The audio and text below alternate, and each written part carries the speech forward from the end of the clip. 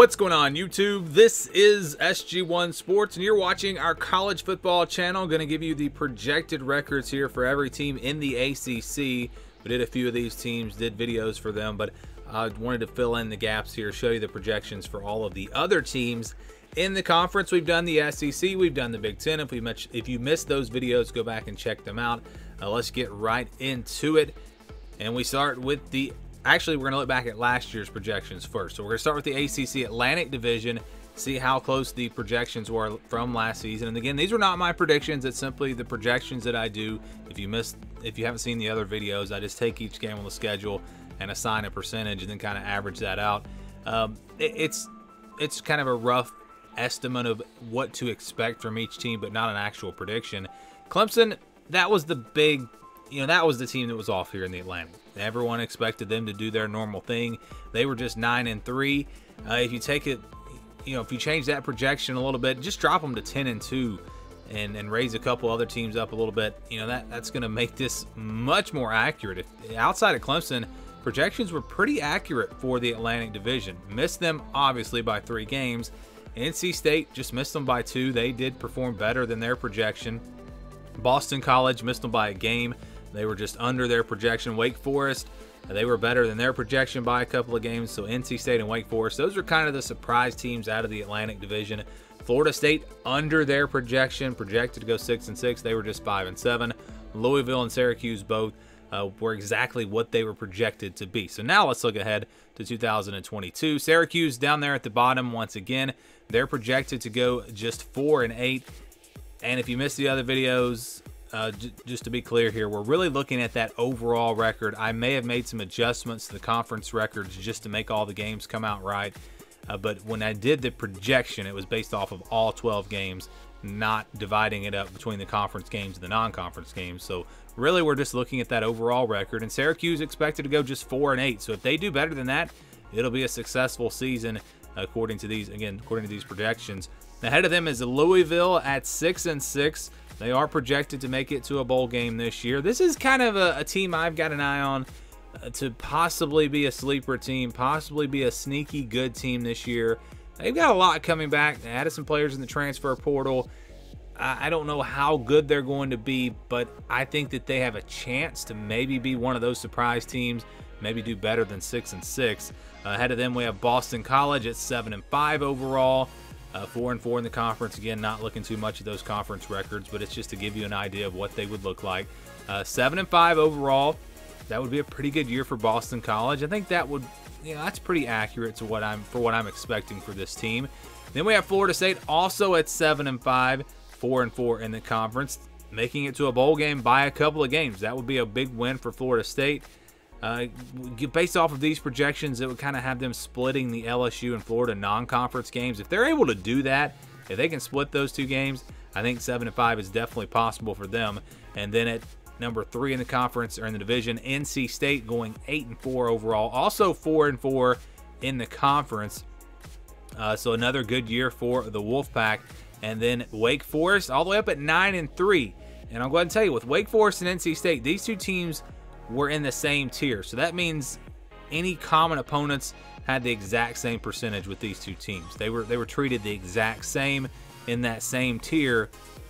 That just tells you that Wake Forest has the easier schedule. That's why they're projected to go 9-3 and NC State at 8-4. And that's a big part of what this is. It's really about the schedules. Not saying this is how good these teams will necessarily be or the order that they would be as far as, just how good the teams are. But based off that, looking at that record, based off of that schedule, it kind of gives you just a projection of what that record is going to be, not necessarily how good the teams are. And then Clemson at the top at 10-2 overall. They are projected to win this division. No surprise there. I think Clemson fans will be disappointed if they lose 2 games. I think with the defense they have coming back, Clemson fans are thinking 11-1, 12-0, back to the college football playoff.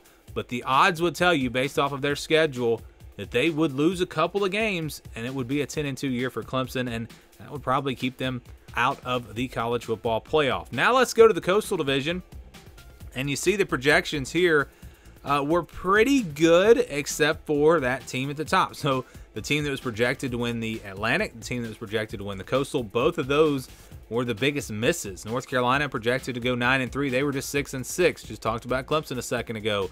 They also were 3 games under their projection.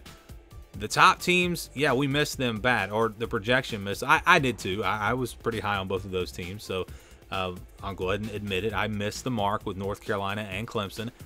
But other than those 2 teams, the projections were close. They were within a couple of games of every team. Miami projected to go 8-4. They were right under that at 7-5. Pitt, they beat the projection by a couple of games, going 10-2 and actually winning this division. Virginia Tech was 1 game under their projection. Virginia right on the projection. Duke, a couple of games worse than their projection at 5-7. And then Georgia Tech, 1 game under their projection. Where they were projected to go 4-8, they go just 3-9. And they wound up finishing at the bottom of this division, at least based off of overall record. So again, looking back to last season, projections pretty accurate in the Coastal besides North Carolina. That's the team we missed. Just flip North Carolina and Pittsburgh here, and you got some pretty good projections. Let's look ahead to 2022 now. At the bottom is Duke, projected to go 4-8, just 1-7 in the conference. And they should be pretty bad. I mean, you look at the roster, it's just this team shouldn't be very good this year. If they can win a conference game, I think that's actually a win for them. Georgia Tech just ahead of them at 4-8. But look at the conference record, actually 3-5. So that tells you that a lot of this is because of their very tough non-conference schedule. If they would just play a little bit easier of a schedule, perhaps they could get back closer to a bowl game. But when you got these very tough non-conference games, it makes it tough, makes it really tough. So that's what I think is really holding Georgia Tech back right now. Ahead of them is Virginia at 7-5, 4-4 in the conference. I think we had like a 3-way tie ahead of Georgia Tech. Virginia there, and then Virginia Tech also at 7-5, 4-4 in the conference. And North Carolina also 7-5, 4-4. So those 3 teams expected to be pretty even.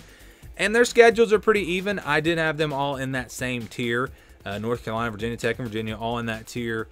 With some of the, I think Florida State maybe was in that tier as well when we did the percentages. But that's where all 3 of those teams are projected to go. And then we've got our top 2 teams. And I did change a projection just a little bit. I will explain in just a second. But first, let's get to Pittsburgh. They are projected to go 9-3, 6-2 in the conference, and have a great chance to win this division once again. Now, with Jordan Addison gone, that's going to be a big loss. And I did start these projections with him figuring to be in the lineup. So perhaps that would change things a little bit when we did these projections. But still, I think Pitt has enough talent, enough in the run game. Offensive line, a lot of guys coming back. Defense, this team should be good. And so I think 9-3 is a pretty fair projection. Now, Miami finishing here also at 9-3.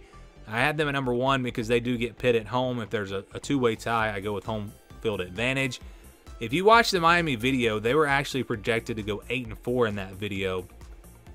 But when I ran the numbers here in the ACC, the games were coming off just a little bit. I needed another win for a team, and Miami was right on the line. They were right between 8 and 9 wins. I kind of feel a little bit different about this team than I did a couple of months ago. I'm higher on this Miami team. So if you just bump one game up just a little bit, and I think maybe we bumped Texas A&M from 25% to 35%, that might have been the game. That right there was enough to get them to 9-3. So they were right on that line. I just kind of made a judgment call there so that all these records would come out right with the wins and losses in the conference. And that puts Miami at 9-3. And like I said, they were really, really close to 9-3 as it was. And so we have a tie here with Miami and Pittsburgh at the top of the Coastal Division. I like these projections. I think they're accurate. I think they will be accurate. I think you do have Miami and Pitt at the top. Then you have that next tier with North Carolina, Virginia, and Virginia Tech. Now, some of these games might be off by 1 or 2, but overall, I think this is pretty much how it will shake out. And then I think Georgia Tech under them and then Duke under them. So I like the Coastal projections here. I think they're going to be very accurate. We shall see. Of course, a lot of things can happen. You're going to have injuries. You're going to have some crazy games like we always have. And college football, very unpredictable, of course. But I do like the projections here. And I think this is going to look very similar to my actual predictions that you're going to be seeing here in just a few weeks. So those are the projections for the ACC Conference for 2022. Would love to get your thoughts. Give me your picks, your projections down in the comments below. Thanks for watching, and stay tuned for more here on the SG1 Sports College Football Channel.